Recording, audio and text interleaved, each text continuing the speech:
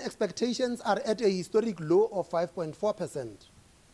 Inflation expectations implicit in the break-even inflation rate, that is the yield differential between conventional and inflation-linked government bonds, declined marginally across all maturities. While the global economic outlook has remained broadly favorable, expectations are that world growth will begin to slow in the third quarter of 2018. In addition, escalating trade tensions are contributing to uncertainty regarding global trade. World trade volumes contracted sharply in April 2018, the worst performance since May 2015. The global inflation outlook remains benign, but is on a moderate upward path, largely due to rising oil prices. Prices of most other commodities have been retreating. Since the previous meeting of the MPC, the rand has depreciated by 7.2% against the US dollar, by 6.2% against the euro, and by 4.9% on a trade-weighted basis. At current levels, the SABC model assesses the rand to be undervalued, and it is likely that the rand, along with other emerging market currencies, will remain volatile. The implied starting point for the rand is 13 rands 40 against the US dollar, compared with 12 rands 37 at the time of the previous meeting. A key external risk to the rand remains the possibility of tighter global financial conditions. However, the pace of monetary policy normalization in the advanced economies continues to be gradual. At this stage, further policy tightening by the US Fed is expected to follow a measured path in the absence of significant inflation or growth surprises. Higher than expected US fiscal deficits could result in a stronger monetary policy response. The domestic economic growth outlook for this year is weaker than we expected in May. Following a broad-based contraction of 2.2% in the first quarter and early indications of modest growth in the second quarter, the SABC forecast now indicates a growth rate of 1.2% for 2018 compared with 1.7% previously. The forecast for 2019 is 1.9%, marginally higher than the previous forecast of 1.7%, while the forecast for 2020 is unchanged at 2%. At these growth rates, the negative output gap is wider in the near term, but is still expected to close in 2020. The composite leading business cycle indicator declined for the second consecutive month in April, consistent with a deteriorating outlook. Business confidence, as reflected in the RMB BER Business Confidence Index, decreased to 39 index points in the second quarter. In this context, gross fixed capital formation contracted by 3.2% in the first quarter and is expected to remain weak in 2018. Consumption expenditure by households, although slightly weaker than last year, is expected to be positively impacted by the improved consumer confidence and the increase in household disposable income. In the near term, however, consumption expenditure is likely to be constrained by the VAT increase and other tax changes, weak employment growth, as well as subdued growth in credit extension to households. Although credit extension to households increased earlier in 2018, year-on-year growth remains low. Average wage growth is expected to remain elevated at around 7% over the forecast period. This is particularly a concern if labor productivity growth continues to decline. Much of the upward pressure on wage inflation arises from the public sector wage settlement, which is at levels above headline inflation. Higher international oil prices will contribute to petrol price inflation in 2018. The impact on headline inflation is somewhat moderated by lower food price inflation. Annual food price inflation is expected to remain within the target range over the forecast period and is not seen as a major risk to the inflation outlook. This is largely driven by adequate supply of grains over the near term alongside moderating meat price increases. The MPC noted the rising inflation trajectory, which, while remaining within the target range, is moving closer to the upper end of the target range. Key uncertainties in the global environment remain. The continued strength of the US dollar, which has appreciated against most currencies, any sustained elevation of oil prices, escalating trade tensions and geopolitical developments could continue to pose risks to the inflation outlook. The rand will remain sensitive to changes in global monetary policy settings and investor sentiment towards emerging markets. The committee assesses the risks to the inflation forecast to be on the upside. A number of key risks and uncertainties highlighted in recent meetings persist. Electricity prices continue to pose a further upside risk. The growth forecast has deteriorated and the outlook remains constrained. Demand pressures in the economy are not assessed to pose a risk to the inflation outlook. The MPC assesses the risks to the growth forecast to be more or less balanced. A firm commitment to credible structural policy initiatives and implementation is required to make a marked impact on employment and potential output. The MPC unanimously decided to keep the repurchase rate unchanged at 6.5% per annum. At these levels, the committee still assesses the stance of monetary policy to be accommodative and appropriate given the current state of the economy. However, the MPC has noted the deteriorating inflation outlook, driven mainly by supply-side factors. The approach of the committee continues to be to look through the first-round effects and focus on the second-round effects. With risks and uncertainties at higher levels, the MPC will continue to be vigilant and will not hesitate to act should there be second-round effects that takes us significantly away from the midpoint of the inflation target range. The implied path of policy rates generated by the quarterly projection model has changed since the previous meeting.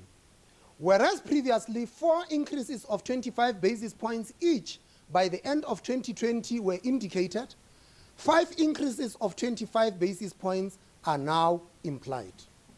As emphasized previously, the implied path remains a broad policy guide which can and does change in either direction between meetings in response to new developments and changing risks. The MPC does not mechanically respond to changes in the path, and the assessment of the balance of the risks to the forecast cannot be done by the model. That concludes my statement, and as usual, we are available for questions, and please identify yourself and the media house that you are affiliated to, and the panel will then deal with your questions.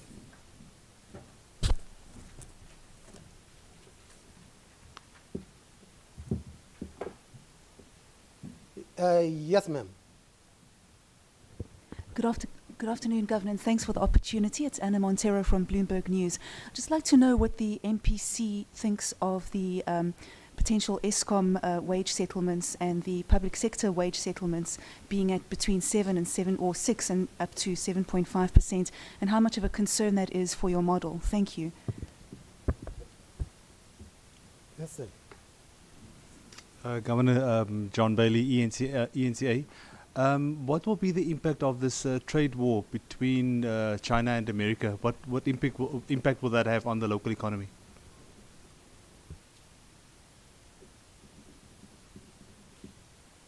Yes, ma'am.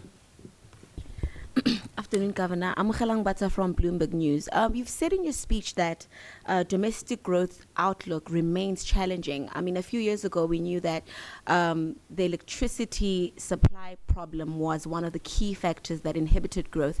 Can you give us an outline of some of the factors that the SARB sees as inhibiting growth at this point in time?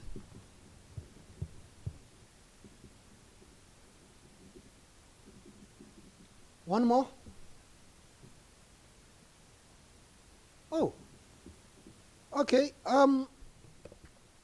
What would be the impact of the potential wage settlement at ESCOM? You would realize we talked about the public sector wage settlements. And if you decompose what has been happening with wages across the economy, you will find that public sector wages have been rising faster than private sector wages. And as such, the key then domestic driver of inflation from the wage side is from the public sector. So whether it is just government or you include ESCOM, that is what we had seen, because all the settlements have been above a headline, not just above the target range, but even far above the existing inflation or the most recent inflation outcomes. John, the impact of the trade wars, they are quite telling on the global economy. And for us to understand this, let's take a step back and remember that in 2008, at the advent of the global financial crisis, global trade collapsed. And the focus of the global community was to then restart global trade flows. And in that process, we had, as a global community, have to look at what were the constraints to trade growth. And amongst those at the time that were identified had to do with the decline in trade finance as a result of the collapse of the international financial systems in many of the developed countries. What made the 1929 economic crisis really a depression was the surge in protectionism, which depressed global trade. And what you are going to be having now, if this trade wars materialize and there is a rise of protectionism, small open economies will feel the pain immediately. Because for many small open economies, we are hooked into global value chains.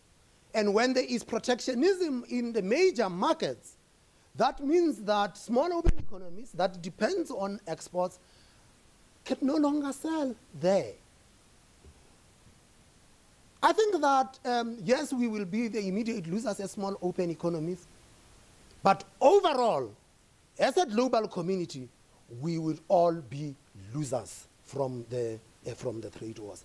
No one can gain from these things, because it's going to, you see, once you start a war, you are not going to be the one to stop it, because everyone will then try to hit back. Unfortunately, small open economies do not have the wherewithal to hit back. Our markets are small. We are depending on having to sell into the global economy. And many countries in the world are actually small open economies. So that is how we think about it. Of course, besides growth, we do know that a rise in protectionism does lead to a rise in domestic prices. And so in many of the countries where they decided to embark on protectionist measures, there is bound to be reduced competition in those markets, which then means that the pricing power of producers in those markets increases, and as such, inflation is bound to rise in those markets, other things being equal. Amkhalang, we have been at this before. We had said that the stuff that inhibits growth are structural in nature. And structural policies take time to fill in, but there are a lot of other low-hanging fruits. We are a beautiful country. We are a beautiful country, which means that we are endowed with very good tourism assets. And I'm sure if we were to make it easier for the tourists to be here, we would benefit from that. For a long time, we had talked about migration to digital signals so that broadband bandwidth spectrum can be released. That does not take rocket science, that if you release spectrum in the era of the fourth industrial revolution, you are actually spawning new industries to come in. But we have also got to get investment going in this economy. And we had initially seen a rise in business confidence and consumer confidence. And there needs to be a conversation that would get business confidence going once again so that investment can actually take place in this economy. And then, of course, what we have always said before, we've got a lot of other things compiled in some thick document called the National Development Plan. We must just go and execute. We will get growth going once again in this economy. That is, in essence, what it boils down to. Are there any other questions? Yes, ma'am. Follow up. Just a quick one, Governor, with regards to the ANC's resolution to... Well, that is the end, of course, of the Reserve Bank's decision on interest rates. Still taking some questions. There's the Governor, Lesetja Kganyago. The repo rate remaining unchanged at 6.5%. Certainly a mark there that I think will keep many people quite happy, but not a surprising one. A unanimous decision, 7 out of 7 electing to keep rates on hold at 6.5% for the repo rate and the prime lending rate at 10%. I'm joined as well in studio by Jason Muscat from FNB and Viv Govender from Rand Swiss. Gentlemen, not a surprising decision there, Jason? No surprise at all. I think it was widely anticipated by the market. I think what was a surprise to us was just how aggressively the 2018 growth forecast has been revised lower. So they've moved that from 1.7 to 1.2%. And the inflation trajectory is actually predicted to be somewhat higher, especially with the QPM model, which now predicts 5 increases to 2020 rather than 4. That's a huge jump, and I mean, we'll unpack all of it. But Viv, that drop down in growth from an expected 1.7% to 1.2% is just a clear indication of the times. We possibly could. But as you know, yesterday's inflation means nothing. What matters is what inflation is going to be in the future. There is nothing that we can do about yesterday's inflation. And so we have a forecast, and our reaction function is based on the forecast that we have actually tabled here today. Yesterday's inflation could affect something else, which would be the starting point of the next forecast. But as far as we're concerned, yesterday's inflation is yesterday's inflation. Rashad. Yes, I guess the question that Peter is getting to is, most economists can calculate direct effect of an increase in energy prices on the CPI. It's the indirect and the second round effect that is at issue here. Our forecast does take into consideration a second round effect, and that second round effect, if you think that hypothetically a higher electricity price adds 0.3 or 0.4 to say 2018 CPI, the second round effect, the coefficient could be anywhere from 0.1, 0.2. One could have a big debate about is that an overestimate and an underestimate, but just to say that built into the model is a second round effect. That coefficient is not that easy to decompose. But what you should take in consideration is that when we do these different scenarios in a different forum which we can share, there is some built-in of a second-order effect, and that's based on largely historical behavior. When there is a supply shock, there is a response to a supply shock, whether it's kind of wage increases, whether it's contracts, or something of that matter. But that coefficient is obviously can be debated. Nationalization of the Reserve Bank, our position that we had articulated in the past stands. We shall await government to initiate a process, and we will engage with that process and make our views known. That is where we end up that one. Well, in the absence of any further questions, I will draw this to an end. Amokhelang, you are the last one. Thank you, Governor. You've mentioned that you expect the rand as well as other emerging market currencies to be more volatile. Is the SARB or the MPC being held hostage by the rand? We've heard some economists saying that the SARB is on a tightrope given the rand's volatility. We don't have to go on a rope. This building is very strong. Let me say to you that we are not held to ransom by the rand. The rand is just but one input into the decision-making process.